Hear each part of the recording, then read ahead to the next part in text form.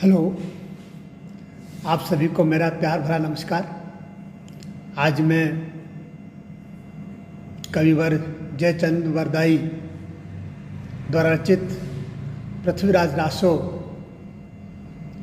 में से कैमास कर्नाटी प्रसंग के कुछ छंद लेकर के प्रस्तुत हूँ।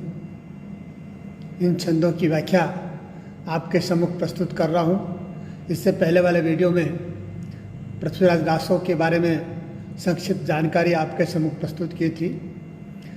एक बात पुनः बता दूं, चंद वरदाई महाराज पृथ्वीराज चौहान के दरबारी कवि थे। आदिकाल की ये प्रमुख विशेषता रही है कि जितने भी कवि रहे हैं सब किसी न किसी राजा के दरबार में कवि रहे हैं। उस समय चारण भाट कवि हुआ करते थे, जो काव्यत्व के साथ साथ युद्ध के मैदान में तलवार का जौहर भी दिखाया करते थे। चंद वरदाई कवि भी ऐसे ही वीर और कुशल कवि हैं। इनके काव्य में वीरता का भाव परिपूर्ण है। वीर रस के साथ साथ अन्य अंगी रस भी उनके काव्य में देखने को मिलते हैं। यहाँ पृथ्वीराज रासो का एक प्रमुख प्रसंग है जो कि पृथ्वीराज रासो में बहुत महत्वपूर्ण स्थान रखता है। उसका नाम है कैमास कर्नाटी प्रसंग।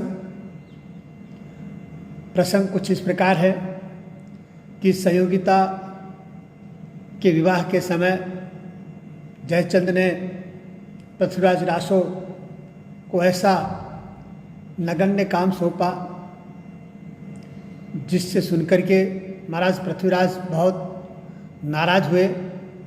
वे उद्गीन हो गए, वो परेशान हो रहते थे और एक दिन परेशानी दूर करने के भाव से शिकार खेलने के उद्देश्य से कहीं दूर चले गए थे। कुछ दिनों के लिए भ्रमण के लिए बाहर जाते समय अपने प्रमुख मंत्री कैमास को राजकाज का काम सौंपा।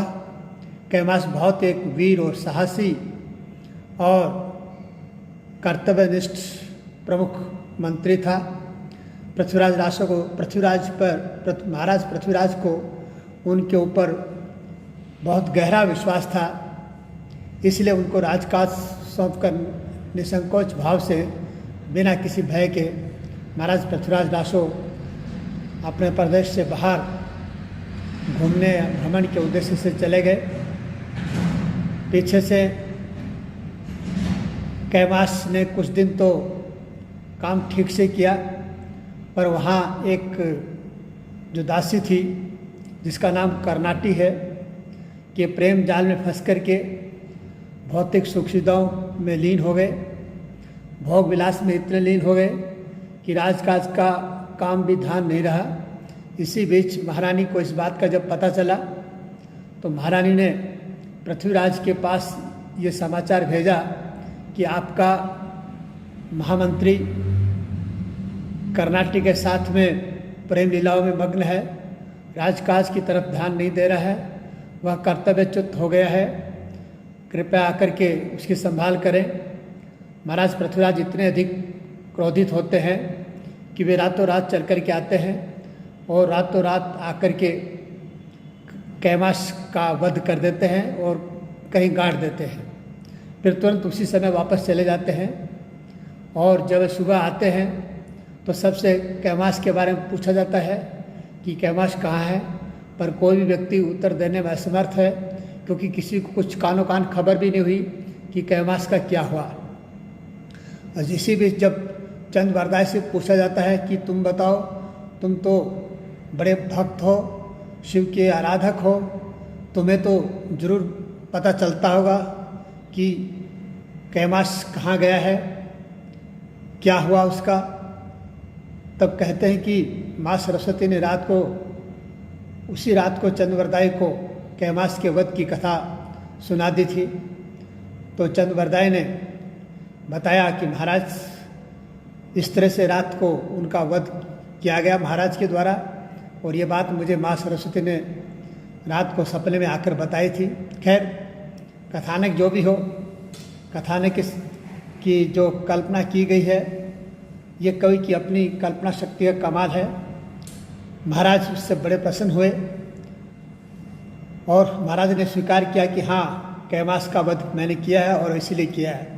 और इसी बीच जब कैमास की पत्नी को पता चलता है कि कैमास का वध हो गया है, तो वह चंद्रवरदाई के सहयोग से अपने पति की लाश की मांग करती है और उसका अंतिम संस्कार करती है।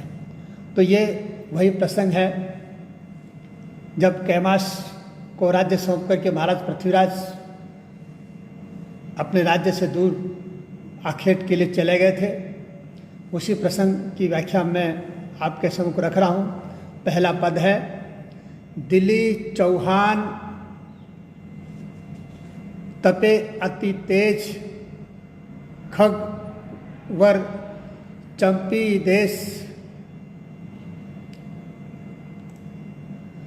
चंपी देश। दिली चौहान तपे अति तेज, सग वर चंपी देश, सम सीम गंजी अरि मिले, अनुधर रैन कुमार अति तेज, रोही है पिठ विषमम, साथ राव चामंड करे काल कीर्ति असमम, मेवास बास गंजे द्रगम, ने बढ़े अनंत, मातुल लेह भानेज पर भागने मातुल सूरत। इस छंद में जो कठिन अर्थ हैं उनको देखें। सग का अर्थ तलवार से है, बर का अर्थ श्रेष्ठ, चंपी का अर्थ वश में कर, अरि का अर्थ है शत्रु, रमण रैन का अर्थ है रमन, भानेज का अर्थ है भांजा, मातुलह का अर्थ है मामा, सूरत का स्नेह अर्थ है और भागने का अर्थ बहन का पुत्र अथवा भांजा। प्रसंग कुछ इस प्रकार है कि ये पद्यावतरण पृथ्वीराज रासो में आए कैमास का नाट्य प्रसंग से लिया गया है। पृथ्वीराज रासो के रचयिता कवि चंद्रवरदाई हैं। इसमें दिल्ली नरेश पृथ्वीराज चौहान के विरही रूप का चित्रण किया गया है और वे आखेट के लिए जब चल गए हैं बाहर, तो रास्ते में आसपास जो भी दुर्ग आते हैं उनको विजित करते हुए आगे बढ़ रहे हैं। इसी बात का वर्णन करते हुए कवि चंद्रवरदाई कह रहे हैं कि पृथ्वीराज चौहान विरह के ताप के कारण परेशान से हैं और आखेट करते हुए इधर उधर भ्रमण कर रहे थे। दिल्ली के नरेश पृथ्वीराज चौहान अपनी तेज धार वाली तलवार की श्रेष्ठता के कारण अपने देश की सभी सीमाओं को अपने अधीन कर चुके थे। कहने का भाव यह है कि अपने राज्य की कोई भी सीमा ऐसी नहीं थी जो उनके अधीन न हो। उन्होंने अपने पौरुष वीरत्व के आधार पर श्रेष्ठ धनुधर होने के नाते सभी को अपने राज्य में मिला लिया था। वे रमण प्रिय और भ्रमण प्रिय दोनों ही गुणों से युक्त थे। अतः अपने लाल रंग वाले घोड़े की पीठ पर सवार होकर कठिन से कठिन परिस्थितियों में भी भ्रमण के माध्यम से अपने पौरुष को प्रमाणित करते रहते थे। पृथ्वीराज के साथ साथ राव चामंड भी थे, जो काल की स्थिति या समय की भयंकर विषम परिस्थिति में भी हमेशा उनके साथ रहते थे, उनका कभी साथ नहीं छोड़ते थे। पृथ्वीराज एक एक दुर्ग को जीतते हुए आगे प्रेम भाव से आगे बढ़ते जा रहे थे। इसका कारण यही था कि उनका स्नेह अपने भांजे के प्रति असीमित था। यानी राव चामंड उनका भांजा था जो हमेशा उनके साथ रहता था और हर युद्ध में, हर लड़ाई में हमेशा वो बड़े ही पराक्रम के साथ महाराज पृथ्वीराज चौहान का साथ देता था। मामा और भांजे का ये स्नेह बहुत अधिक चरम पर था। यही स्नेह भाव उन्हें शक्ति और गति दे रहा था। और इस पद में जो विशेष बातें हैं वो ये है, इसमें दिल्ली नरेश पृथ्वीराज चौहान की भ्रमण प्रियता और विजयी व्यक्तित्व का चित्र प्रस्तुत किया है। सहयोगिता की ओर से प्रेम अनुरक्ति का संदेश पाकर उनकी मानसिकता की ओर तपे अति तेज के माध्यम से संकेत किया गया है। रैन कुमार अति तेज आदि पंक्ति से भाषा में गति और प्रवाह आ गया है। नेह नेह में पुनरुक्ति प्रकाश अलंकार का सौंदर्य द्रष्टव्य है। तो मातुल ने भांजे पर भागने मातुल सूरत में अनुप्रास के प्रयोग से प्रेम भाव की व्यंजना की गई है। और ये जो छंद है वो कवित छंद है और राजस्थानी भाषा है, जिसे पहले डिंगल भाषा कहा जाता था। इसका दूसरा पद देखिएगा। सैन इक सब सही इक आसन आश्रमहि, वीरा नद विहार भार जल रहा सुरमहि, भागने मातुल जानी अति प्रीति सुउमर, चिंती चंद मुंडीर कही प्रतिराज हित भर, चावंड रैन सिंह सुघर अपदह बंधो असम, जानी सुकृत्य कारण है कली, कले ध्रुम धरणीय विषम। नद्य का अर्थ यहाँ नदी से है, इक का अर्थ एक ही, असम का मतलब असमय, सुकृत्य का अर्थ सुकार्य, धम्म का मतलब धर्म, पारणीय का मतलब धरती या राज्य। अवतरण का प्रसंग जो है वो यही है कि ये प्रस्तुत काव्य पंक्तियाँ पृथ्वीराज रासो में आए कैमास कर्नाटी प्रसंग से ली गई हैं। पृथ्वीराज रासो के रचयिता कवि चंद वरदाई हैं। कवि चंद वरदाई मामा और भांजे की पारस्परिक प्रीति से चिंतित होते हैं। उन्हें लगता है कि कहीं यह प्रेम राज्य के हित में राज्य के हित में कहीं बाधा न बन जाए। इसी चिंता को व्यक्त करते हुए कवि इस छंद में कह रहे हैं कि मामा और भांजा के प्रति जो असीमित स्नेह है, दोनों परस्पर स्नेह बंध में बंधे हुए हैं। यही अनुरक्ति, यही प्रेम कहीं प्रगति के मार्ग में बाधा न बन जाए, इसी से राज्य के हित उपेक्षित हो सकते हैं। प्रीतिवश ही दोनों एक साथ ही रहते हैं।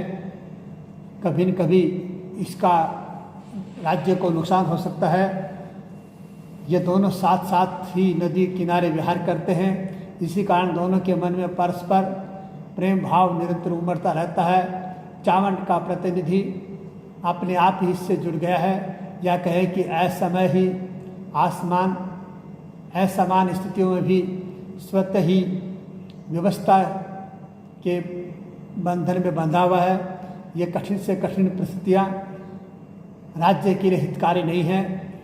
प्रेमवश ये राज्य के सुकार्य को ध्यान नहीं दे रहे हैं और विषम स्थिति में भी धरती या राज्य के धर्म निर्वाह के लिए सजग नहीं है। यानी इनका जो प्रेम भाव है ये हो सकता है आगे चल कर के राज्य के लिए कहीं नुकसानदेह न साबित हो जाए, क्योंकि इनका अत्यधिक प्रेम है। ये राज्य के प्रति उपेक्षा का भाव पैदा कर सकता है। इसी स्थिति को चंद्र ने देखा और चिंतित हुए। उसने पृथ्वीराज से राज्य के हितों की चर्चा भी की। संकेत है कि राजा की दृष्टि में राज्य धर्म का पालन, मातृभूमि की सुरक्षा की भावना प्रमुख होनी चाहिए, पारिवारिक रिश्ते बाद में हो। और इस पद में जो विशेष बातें हैं वो आप कह सकते हैं कि इसमें अनुप्रास अलंकार का सौंदर्य और भाषा की सरसता, प्रेमिल प्रवाह सुंदर है। कवि की दृष्टि में राज्य का हित और उसकी सुरक्षा की आवश्यकता सर्वोपरि है, जिसकी ओर साफ साफ संकेत किया गया है। अंतिम पंक्ति में सुकृत्य, कारण है कली और धर्म धरणीय जैसे प्रयोग भाषा में नाद सौंदर्य की स्थिति उत्पन्न कर रहे हैं, और भाषा वही आदिकालीन डिंगल का प्रयोग कवि ने किया है। छंद वही कवित है। शेष अगला तीसरा छंद है, जिसमें कवि कहते हैं, राज काज दाही में रहे दरबार अपवर, आसे टक दिल्ली नरेश शल्य कमंध डर, देश भार मंत्री राव उद्धा सुधारे, न को सीम चंपवे हद तपे सुकरारे, लोपो न लिह लज्जा शैल स्वामी ध्रम रसने सुरुष, क्रम नीति रीति बढ़े विषय वंशे लोक अशोक सुस। भाषा डिंगल है और इसके जो कठिन शब्द हैं वो देखिए। आसेटक का अर्थ है शिकार करना, सेले का अर्थ है खेल खेले, हद का अर्थ है सीमा, तपे यानी तपता रहे, अशोक का मतलब शोक रहित, सुस यानी सुख। प्रसंग वही है कि ये छंद पृथ्वीराज रासो में आए कैमास कर्नाटी प्रसंग से लिया गया है। पृथ्वीराज रासो के रचयिता कवि चंद वरदाई हैं। मामा भांजे के स्नेहिल प्रीति में आबद्ध होने के कारण पृथ्वीराज धरती के धर्म निर्वाह के प्रति सजग नहीं है। वे अपने भांजे से बहुत अधिक प्रेम करने के कारण अपने राजकाज के काम के प्रति उपेक्षा भाव रखने लगे हैं। कभी कोई सी बात की चिंता सताती है। इसी बात से चिंतित होकर कवि चंद्रवरदाई कहते हैं कि पृथ्वीराज चौहान ने दिल्ली का राजकाज तो अपने प्रतिनिधि को सौंप दिया और स्वयं आखेट प्रिय होने के कारण विविध प्रकार से क्रीड़ारत हो गए, यानी आमोद प्रमोद में मग्न हो गए। कहने का मतलब यह है कि स्वयं राजकार्य की ओर से निश्चिंत हो गए और अपने मंत्री कैमास को राजकाज सौंप दिया। अपने पौरुष के बल से आसपास की सीमाओं पर अधिकार करते हुए आगे बढ़ते चले गए। दिल्ली नरेश की निश्चिंतता का यही कारण था कि उसने देश की रक्षा का जिम्मेदारी अपने प्रधानमंत्री को सौंप दिया था, जिसका नाम कैमास था। वह स्वयं देश की सीमाओं को दबाता हुआ, अपने अधिकार में लेता हुआ, तपस्वी की भांति तपता हुआ अपने देश की सीमाओं की भी रक्षा कर रहा था और अपने धर्म का पालन भी कर रहा था। एक सच्चे पौरुषवान व्यक्ति की भांति वह कार्यरत था। इससे उसकी रीति नीति बढ़ रही थी। वह लोक रक्षा की भावना से प्रेरित होकर, शोक रहित होकर सुखानुभूति का अनुभव कर रहा था। इस तरह से पृथ्वीराज चौहान अपने राजकाज अपने मंत्री को सौंपकर निश्चित होकर आगे बढ़ते जा रहे थे। जो भी रास्ते में दुर्ग आते थे उनको विजित कर रहे थे, आखेट कर रहे थे और इस तरह से आमोद प्रमोद करते हुए आगे बढ़ रहे थे। इस छंद में पृथ्वीराज की आखेट प्रियता और राज्य हित की भावना चित्रित की गई है। हद तपे सुकरारे प्रयोग में पृथ्वीराज के तपोनिष्ठ भाव और सीमाओं की सुरक्षा के प्रति सजग भाव की वेदना हुई है। तपे शब्द में श्लेष अलंकार का प्रयोग सौंदर्य है, श्लेष अलंकार का सौंदर्य द्रष्टव्य है। इसका एक अर्थ कठिन परिश्रम का द्योतक है तो दूसरा संयोगिता के विरहताप की ओर भी संकेत कर रहा है। और पृथ्वीराज के व्यक्तित्व का वैविध्यपूर्ण वैशिष्ट्य निरूपित किया गया है और कवि छंद की यति गति उचित है, भाषा वही डिंगल है।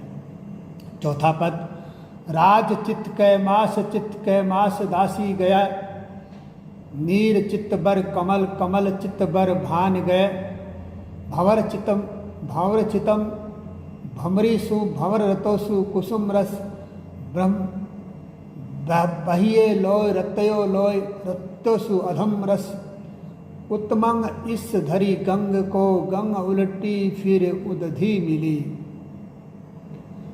कठिन शब्दों को देखें। दासी का अर्थ सेविका कार्य में निपुण कर्नाटी, नीर का अर्थ जल है, भान का अर्थ सूर्य है, रतो का अर्थ आसक्त होना, आकर्षित होना, ब्रहे लोक का मतलब ब्रह्मलोक, आदर्श पवित्र, उत्तमंग का अर्थ उत्तमांग यानी सिर, ईश का अर्थ शिवजी, उदधि का अर्थ समुद्र।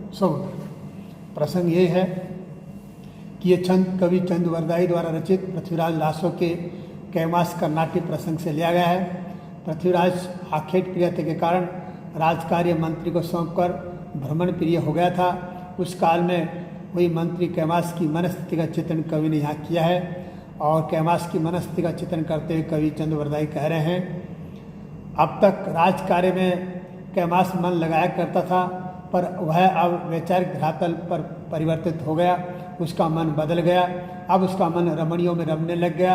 मन की इसी स्थिति से वशीभूत होकर कैमास का मन कर्नाटी दासी की ओर आकर्षित हो गया। कर्नाटी दासी के अद्भुत सौंदर्य के कारण वह उसके वशीभूत हो गया। उधर कर्नाटी भी उसकी ओर आकृष्ट हो गई। इसी भाव को अलंकारिक शैली में व्यक्त करते हुए कवि कहता है कि हृदय की नीर के समान निर्मलता में खिलने वाला कमल रूपी हृदय सूर्यास्त के समय मुरझा हुए कमल के समान हो गया था। उनके कहने का भाव यह है कि हित चिंतन करने वाली निर्मल भावनाएं विकृतियों की कीचड़ में आकंठ डूब गई। यानी ये बात कैमास के लिए कही गई है कि जो कैमास अपने स्वामी के प्रति पूरा वफादार था, राज्य के प्रति वफादार था, अब वो उसके स्वामी के न होने के कारण कर्नाटी के प्रेम प्रसंग में डूब करके उसकी प्रेम काम क्रीड़ाओं में इस तरह से डूब गया है कि उसे राजकाज का भान नहीं रहा है। इसी को कई ने कहा है कि वह उसका ये जो घृणित कार्य है वो कीचड़ में डूबने के समान है। तो उसके परिणाम स्वरूप भ्रमर भ्रमरी की ओर आकर्षित होकर और आगे कवि ने इसी को रूपक के रूप में कहा है कि जिस तरह से भ्रमर भ्रमरी की ओर आकर्षित होकर उसका रसपान करने लगता है, ठीक उसी प्रकार कैमास भी कर्नाटी के प्रेम जाल में खो गया है। जिस प्रकार पुष्पों के रस में भंवरा डूब जाता है और अपनी सुध बुध खो देता है, वैसे ही कैमास रूपी भंवरे ने भी कर्नाटी दासी के फूल जैसे यौन के रस में डूब गया है। अब तक तो कैमास ब्रह्मलोक अर्थात पवित्र आचरण जीने वाला था, संतों जैसा जीवन जीने वाला था, परंतु अब अहंकार और विलास के कारण संसारिक पाप में लीन हो गया है। एक प्रकार से पवित्र शिखर से गिरकर धरती की गंदगी में डूब गया है। आखिर वह ठीक वैसे हुआ जिसे शिव के सिर में रहने वाली गंगा उलटकर धरती की गंदगी से घिरकर समुद्र में मिल जाती है। कुछ ऐसा ही कैमास के साथ हुआ।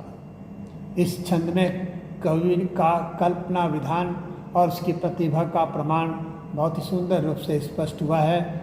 कवित्व में पुनरुक्ति प्रकाश अनुप्रास के साथ साथ उत्प्रेक्षा अलंकार का प्रयोग भी हुआ है और ब्रह्म लौय रत्यो के साथ लौय रत्यो सु अधम रस के प्रयोग से के माध्यम से कवि ने विरोधाभास भाव की व्यंजना की है। साथ ही उच्चावस्था से निम्न अवस्था की कैमास की मानसिकता को भी साकार किया है और भाषा वही डिंगल है। और अंतिम छंद कवि का है, मंदी देश बनिंग सुअ बेसव नंजन वृत दीन जान रस बन सुधर राजन रस्य हित। मंदी का आर्थिक विषमता, सुअ का अर्थ सुप्त, बेसव का अर्थ विवश, वृत्त का अर्थ आचरण, बीन का अर्थ वीणा, रस्य का अर्थ रखना, हित का अर्थ हित यानी भला। प्रस्तुत अवतरण चंद वरदाई द्वारा रचित पृथ्वीराज रासो के कैमास कर्नाटी प्रसंग से लिया गया है। इसमें कवि ने मंत्री कैमास की परिवर्तित मानसिक स्थिति को एक अन्य उदाहरण से स्पष्ट किया है और उसका उदाहरण देते हुए कवि कह रहे हैं, जब देश मंदी के दौर से गुजरता है, आर्थिक मंदी और विषमता के दौर से देश को गुजरना पड़ता है, तब वर्णिक यानी व्यापारी वर्ग का वणिक पुत्र बहुत ही व्यवस्था का अनुभव करता है, बिल्कुल खाली हो जाता है और खाली समय व्यतीत करने के उद्देश्य से वो नृत्य और विलास की ओर उन्मुख हो जाता है। व्यापार की ओर से हताश होकर अकेलेपन और व्यवस्था से वो भर जाता है। उससे मन बहलाने के साधन खोजने के लिए विवश होना पड़ता है। कभी वह नृत्य में रुचि लेता है, कभी जुए में, कभी अन्य चीज़ों में, कभी प्रेम के भाव से भरकर वीणा की मादक स्वर लहरी का रस लेने लगता है। जो व्यक्ति इस प्रकार की स्थिति में आ जाता है वह अपना कर्तव्य भी भूल जाता है। कैमास भी कर्तव्यच्युत होकर रमणियों के भोग में डूब गया था। ऐसी स्थिति में वह पृथ्वीराज चौहान के हितों की रक्षा भला कैसे कर सकता था। अर्थात कहने का मतलब यह है कि राज्य के हितों की रक्षा करना उसका गौण कार्य हो गया था और भोग विलास उसके जीवन का प्रधान अंग बन गया था। इस छंद में दोहे में इस छंद में उपमा और उदाहरण अलंकार है और दोहा छंद है और कवि ने विलासी व्यक्ति की मानसिक व्यंजना बहुत ही सांकेतिक शैली में प्रस्तुत की है और भाषा कवि की वही डिंगल है। और प्रिय विद्यार्थियों, इसी साथ कविवर जयचंद वरदाई द्वारा रचित पृथ्वीराज रासो का कैमास कर्नाटी प्रसंग का जो अंश आपके पाठ्यक्रम में था उसकी व्याख्या संपूर्ण हुई और इसी के साथ आप सबको बहुत बहुत धन्यवाद।